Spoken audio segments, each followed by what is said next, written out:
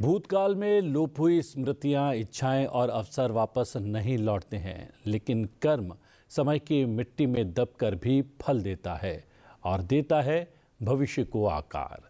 सुप्रभात, मैं हूं प्रतिबिंब शर्मा आपके साथ। सबसे पहले नजर मुख्य गतिविधियों पर। 1 दिसंबर से शुरू हो रहे संसद के शीतकालीन सत्र में 12 बिल सूचीबद्ध, जिसमें 10 नए विधेयक जिन्हें सरकार शीतकालीन सत्र में पेश करने की बना रही है योजना। नए विधेयकों में परमाणु क्षेत्र को निजी क्षेत्र के लिए खोलने, उच्च शिक्षा में सुधार लाने समेत चंडीगढ़ के प्रशासन को अन्य बिना विधानमंडल वाले केंद्र शासित प्रदेशों के अनुरूप बनाने संबंधी विधेयक शामिल। दक्षिण अफ्रीका में जोहान्सबर्ग में संपन्न हुए G20 शिखर सम्मेलन में बोले प्रधानमंत्री, 3 सत्रों को किया संबोधित। ओपन सोर्स पर आधारित टेक्नोलॉजी एप्लीकेशन की वकालत। आतंकवाद निरोध पर घनिष्ठ समन्वय की आवश्यकता पर दिया जोर। आतंकवाद से लड़ते समय दोहरे मापदंड को बताया खतरनाक। संयुक्त राष्ट्र सुरक्षा परिषद में सुधार को बताया अनिवार्य।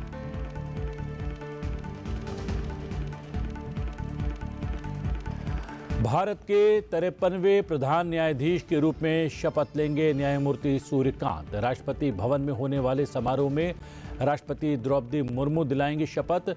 उपराष्ट्रपति और प्रधानमंत्री समेत कई केंद्रीय मंत्री और सर्वोच्च न्यायालय के न्यायाधीश रहेंगे मौजूद।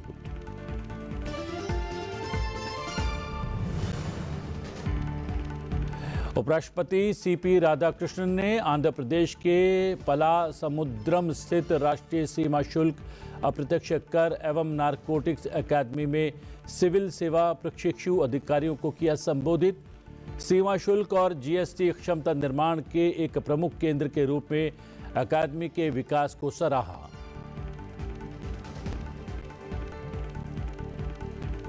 सिंधी समाज सांस्कृतिक गौरव, अखंडता और राष्ट्र निर्माण का सशक्त उदाहरण, बोले लोकसभा अध्यक्ष ओम बिरला। नई दिल्ली के विज्ञान भवन में आयोजित विश्व Sindhi Hindu foundation of associations VSHFA के सशक्त समाज समर्थ भारत कार्यक्रम को किया संबोधित। सिंधी समाज के योगदान को सराहा।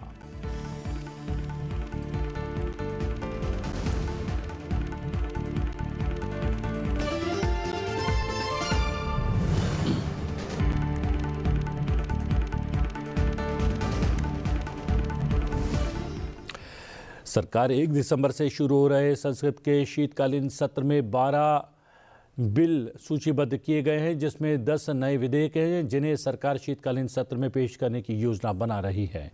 इन 10 नए विधेयकों में परमाणु क्षेत्र को निजी क्षेत्र के लिए खोलने, उच्च शिक्षा में सुधार लाने समेत चंडीगढ़ के प्रशासन को अन्य बिना विधानमंडल वाले केंद्र शासित प्रदेशों के अनुरूप बनाने संबंधी विधेयक शामिल हैं। इनमें सबसे महत्वपूर्ण है परमाणु ऊर्जा विधेयक 2025, जो देश के नागरिक परमाणु क्षेत्र को निजी कंपनियों के लिए खोलने का रास्ता बनाएगा। अब तक यह क्षेत्र पूरी तरह सरकारी नियंत्रण में रहा है। सरकार का कहना है कि ये नया कानून परमाणु ऊर्जा के उपयोग और उसके नियमन से जुड़े ढांचे को आधुनिक और प्रभावी बनाएगा। इससे देश में ऊर्जा उत्पादन और तकनीकी विकास को नई गति मिलने की उम्मीद है। सत्र के एजेंडे में higher education commission of India bill भी शामिल है। लोकसभा के बुलेटिन के मुताबिक ये बिल ऐसे आयोग की स्थापना करेगा जो विश्वविद्यालयों और उच्च शिक्षा संस्थानों को अधिक स्वायत्तता दे सकता है, उन्हें स्वतंत्र और स्वयं शासित संस्थान बनने में मदद करे और मान्यता की प्रक्रिया को पारदर्शी और मजबूत बनाए। ये प्रस्ताव काफ़ी समय से सरकार की योजना में रहा है और अब इसे आगे बढ़ाया जा रहा है।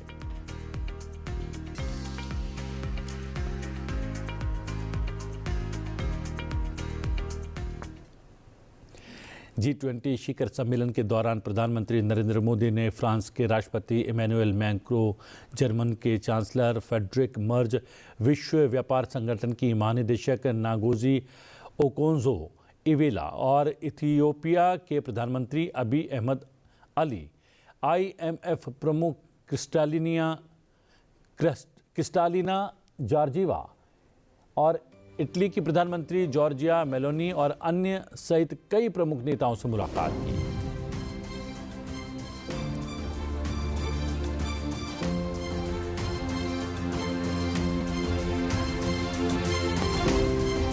G20 समिट के तीसरे सत्र को संबोधित करते हुए प्रधानमंत्री नरेंद्र मोदी ने वित्त केंद्रित और विशिष्ट के बजाय मानव केंद्रित वैश्विक और ओपन सोर्स तकनीक द्वारा संचालित एक निष्पक्ष और न्यायपूर्ण भविष्य की आवश्यकता पर जोर दिया। प्रधानमंत्री ने आर्टिफिशियल इंटेलिजेंस के गलत इस्तेमाल को रोकने के लिए एक ग्लोबल समझौते की मांग की और ज़रूरी टेक्नोलॉजी को फाइनेंस सेंट्रिक के बजाय ह्यूमन सेंट्रिक बनाने पर जोर दिया।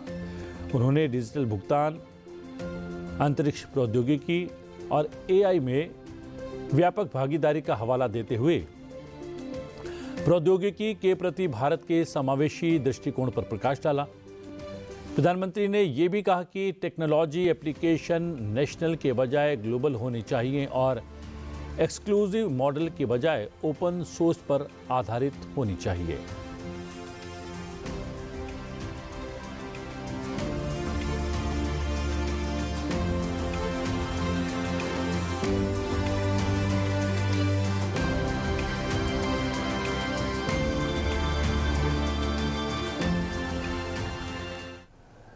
प्रधानमंत्री नरेंद्र मोदी ने रविवार को G20 समिट से इतर भारत, ब्राजील, दक्षिण अफ्रीका नेताओं की बैठक में सम्मिलित हुए और उन्होंने आतंकवाद के खिलाफ वैश्विक एकजुटता की आवश्यकता पर जोर दिया। प्रधानमंत्री ने इस अवसर पर कहा कि आतंकवाद जैसी गंभीर चुनौती पर किसी भी तरह के दोहरे मापदंड की कोई जगह नहीं है। इसके साथ ही प्रधानमंत्री ने 3 देशों के राष्ट्रीय सुरक्षा सलाहकार स्तर पर नियमित बैठकों की स्थापना का सुझाव दिया ताकि सुरक्षा सहयोग को और मजबूत किया जा सके। उन्होंने जोर देकर कहा कि इंडिया, ब्राजील, साउथ अफ्रीका तिकड़ी को ग्लोबल गवर्नेंस के इंस्टीट्यूशंस में बदलाव के लिए एक साफ मैसेज भेजना चाहिए। You must have seen the warm welcome which was given to Prime Minister Modi when he came to Johannesburg. Of course, the government, as soon as he landed, he was welcomed by a minister in the presidency, and there was a ceremony there, and thereafter he came to Santon Sun, and a good gathering of people. We had yesterday, after this warm welcome, a few meetings. One was with the tech entrepreneurs of Indian origin who are here. So young tech entrepreneurs who explain to the Prime Minister the areas in which they are working and how the technology that they are working on is helping people. So that made Prime Minister make some suggestions. Then he had a meeting with some of the leaders of organizations of the Indian origin people, and that was also went off very well, and that way he was able to connect with the community in otherwise the leadership. So, and he had a conversation with them. Thereafter, we also had a meeting with NASPERS. The NASPERS CEO was here, and NASPERS CEO, of course, he talked about the investments that NASPER has made in India and the investments it is going to make in the coming years. And Prime Minister had some suggestions on which areas they could look into. प्रधानमंत्री Narendra Modi G20 leaders summit में शामिल होने और यहां दुनिया के अलग अलग नेताओं के साथ द्विपक्षीय वार्ता करने के बाद नई दिल्ली वापस लौट आए हैं। जस्टिस सूर्यकांत आज देश के मुख्य न्यायाधीश के रूप में शपथ लेने वाले हैं। राष्ट्रपति भवन में होने वाले शपथ ग्रहण समारोह में ब्राजील समेत दुनिया के 7 देशों के मुख्य न्यायाधीश और सुप्रीम कोर्ट के जज शामिल होंगे। राष्ट्रपति द्रौपदी मुर्मू जस्टिस सूर्यकांत को मुख्य न्यायाधीश की शपथ दिलवाएंगी। इस समारोह में उपराष्ट्रपति और प्रधानमंत्री समेत कई केंद्रीय मंत्री और सर्वोच्च न्यायालय के न्यायाधीश मौजूद रहेंगे। भारतीय न्यायपालिका के इतिहास में यह पहला अवसर होगा जब किसी सीजेआई के शपथ ग्रहण में इतनी बड़ी संख्या में दूसरे देशों के न्यायिक प्रतिनिधि मंडल की मौजूदगी होगी। समारोह में Bhutan, Kenya, Malaysia, Mauritius, Nepal और श्रीलंका के चीफ जस्टिस, उनके साथ आए परिवार के सदस्य भी शामिल होंगे। जस्टिस सूर्यकांत न्यायमूर्ति BR गवई की जगह लेंगे, जिनका कार्यकाल कल समाप्त हो चुका है। 30 अक्टूबर को उनकी नियुक्ति की आधिकारिक घोषणा की गई थी और वो लगभग 15 महीने तक इस पद पर कार्य करेंगे। उनकी सेवानिवृत्ति 9 फरवरी 2027 को 65 वर्ष की आयु पूरी होने पर होगी।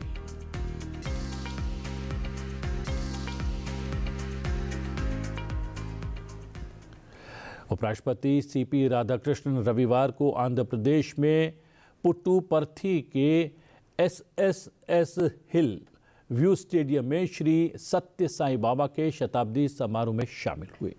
इस अवसर पर उपराष्ट्रपति ने वैश्विक शांति, प्रेम, निस्वार्थ सेवा के वैश्विक प्रतीक के रूप में श्री सत्य साईं बाबा की सराहना की। उपराष्ट्रपति ने कहा कि बाबा का ये संदेश कि सभी से प्रेम करो, सभी की सेवा करो और सभी की सदैव सहायता करो, कभी किसी को दुख मत पहुंचाओ, विश्व भर के लोगों को प्रेरित करता रहा है।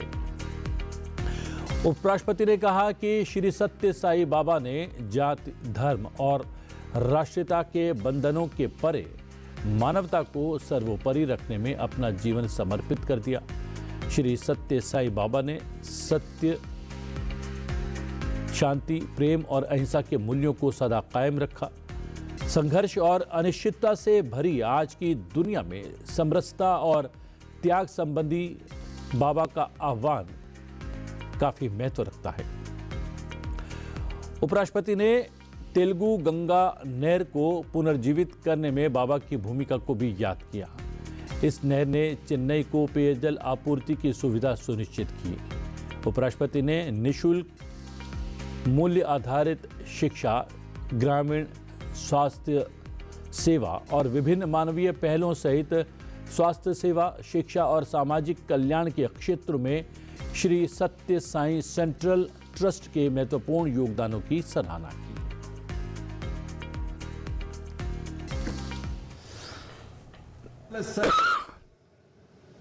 Is preaching how to worship God is you have to love others, you have to serve others. That is the best way of worshipping God. That is his great preaching. The life and legacy of Bhagavan Sri Satya Sai Baba continues to inspire millions and millions across the world because of his great preachings. Bhagavan Sri Satya Sai Baba and taught eternal values of love all, serve all, help ever, hurt never. These guiding principles shaped every initiative of Bhagavan Sri Satya Sai Baba undertook and every life he touched. The great saintly Tamil poet Thiruvalluvar has written, Anbilar ellam tamakuriyar, Anbudayar enbum uriyar pirakku. It says that those who don't have love for others are living only for themselves, while those who have love for others, they live for everyone. And Satya Sai Babaji has preached that great saint's words into practice. उपराष्ट्रपति CP Radhakrishnan ने रविवार को आंध्र प्रदेश के पला समुद्रम स्थित राष्ट्रीय सीमा शुल्क, अप्रत्यक्ष कर एवं नारकोटिक्स एकेडमी में सिविल सेवा प्रशिक्षु अधिकारियों को संबोधित किया। उन्होंने सीमा शुल्क और जीएसटी क्षमता निर्माण के एक प्रमुख केंद्र के रूप में अकादमी के विकास की सराहना की। उपराष्ट्रपति ने याद दिलाया कि प्रधानमंत्री नरेंद्र मोदी ने 2024 में नए अकादमी परिसर का उद्घाटन किया था। उन्होंने कहा कि तब से ये संस्थान कुशल और भविष्य के लिए तैयार अधिकारियों के विकास का एक महत्वपूर्ण केंद्र बन गया है।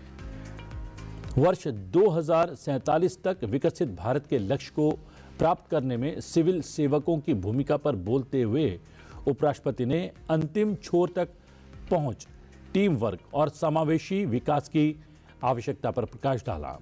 उन्होंने युवा अधिकारियों से टीम की उत्कृष्टता को व्यक्तिगत उपलब्धि से ऊपर रखने और निरंतर सीखने तथा सुधार की मानसिकता विकसित करने का आग्रह किया। Life without goal is no use. Like that, country also should have a goal. That is the reason why from nowhere we become the 5th largest economy and now we are the 4th largest economy in a matter of 11 years. This is where the guideline of our great Prime Minister is that you have to fix a target and you must move towards that target. Life is also like that. Countries also should have a target, and Viksit Bharat is our now the best target what we can have, that we want to be the #1 economical power of the world, and we are moving towards it. The journey of development has been about reaching the last mile. It is a vision of inclusive growth and development. What is the use of development? When one part of the country is developed, one section of the society is well reached, the rest is not taken care. That is not called as development. We have to create wealth. For that we need development. उपराष्ट्रपति ने प्रशिक्षुओं को AI, प्राकृतिक भाषा प्रसंस्करण, machine learning और blockchain जैसी उभरती तकनीकों को अपनाने के लिए प्रोत्साहित किया। उन्होंने कहा कि ये पारदर्शिता, दक्षता और नागरिक सेवा वितरण में सुधार के बड़े अवसर प्रदान करते हैं। उन्होंने एकीकृत सरकारी ऑनलाइन प्रशिक्षण कर्मयोगी प्लेटफॉर्म को कहीं भी क्षमता निर्माण के लिए एक उत्कृष्ट संसाधन बताया। Today technology is a game changer and will serve as a useful tool for you in your line of work. It can make your tasks easier and help with quicker disposal. Technology can also play an important role in erasing corruption. The system speaks. The system should be a foolproof system.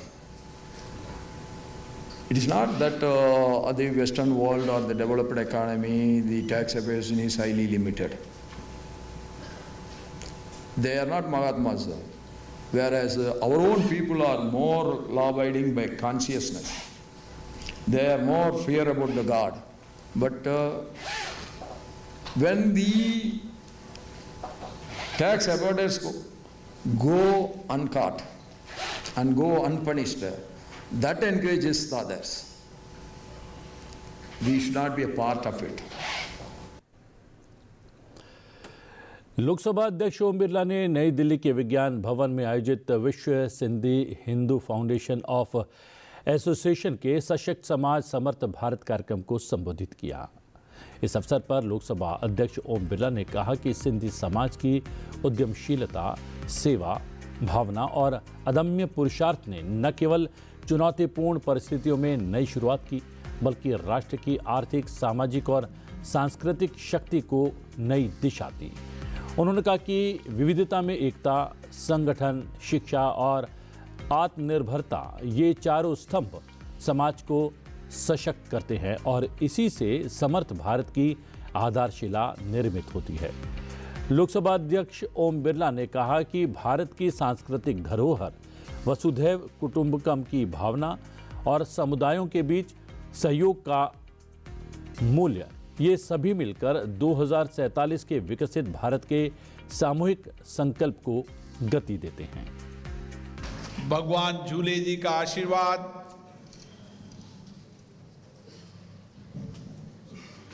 उनकी प्रेरणा,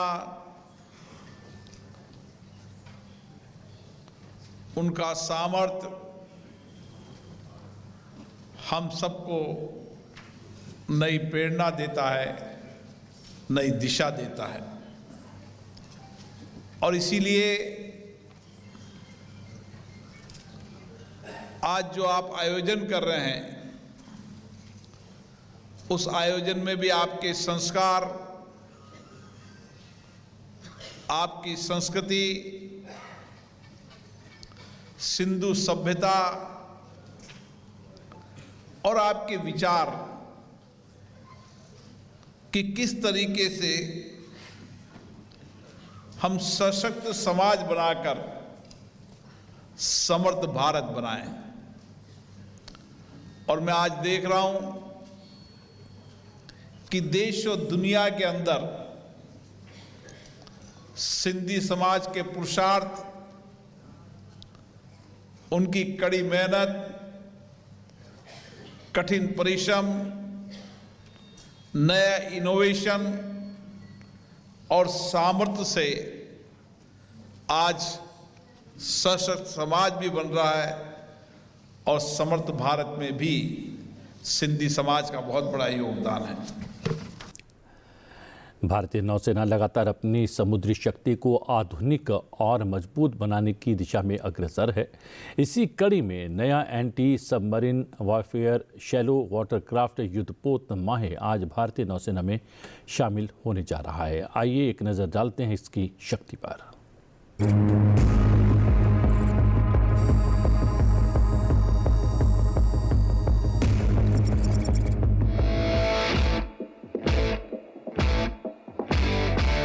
Target Alpha, bearing 050.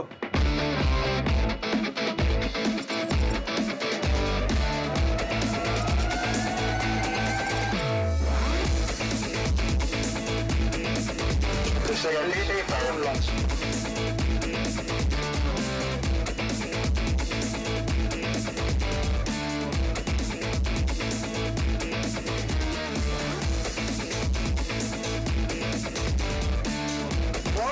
Full head engines.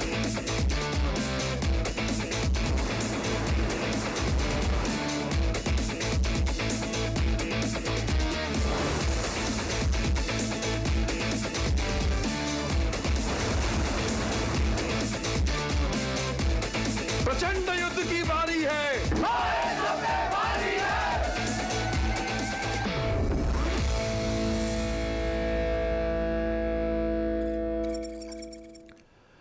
Shri Guru Tegh Bahadur के 350वें शहीदी दिवस के अवसर पर देश भर में विभिन्न कार्यक्रमों का आयोजन हो रहा है। हम आपको बता दें कि उपराष्ट्रपति सीपी राधाकृष्णन आज अलग अलग गुरुद्वारों का दौरा करने वाले हैं और रकाबगंज गुरुद्वारे में भी आज वो दर्शन के लिए आने वाले हैं। श्री गुरु तेग बहादुर के 350वें शहीदी दिवस के अवसर पर दिल्ली के लाल किले पर लेज़र शो का आयोजन किया गया। चलते चलते आपको छोड़े जाते हैं इस लेज़र शो के साथ। मुझे दीजिए आज्ञा, बने रहिए संसद टीवी के साथ। नमस्कार।